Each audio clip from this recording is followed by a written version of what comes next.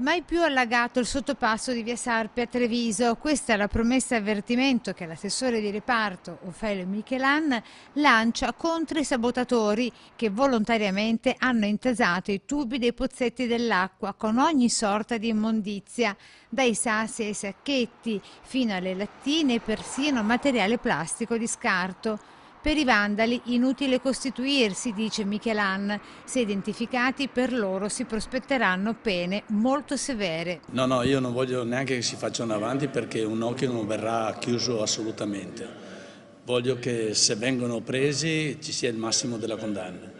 E dopo la denuncia a carico di ignoti, ora al vaglio della polizia locale, i filmati delle telecamere dei negozi presenti nella zona, così come i filmati amatoriali dei telefonini qualora ce ne fossero. Stiamo attendendo le risposte e confido che vengano presi questi, possiamo dire, delinquenti. Un gesto riprovevole e a discapito della comunità, considerati i costi di messa in opera e dei successivi interventi di ripristino. Insomma, uno spreco di denaro pubblico per devastazione e distruzioni nel segno dell'inciviltà. La domanda è a chi interessa che quel sottopasso si allaghi, credo a nessuno, per cui deve essere veramente stato fatto da persone che non hanno sicuramente a cuore la salvaguardia della nostra città, dei cittadini.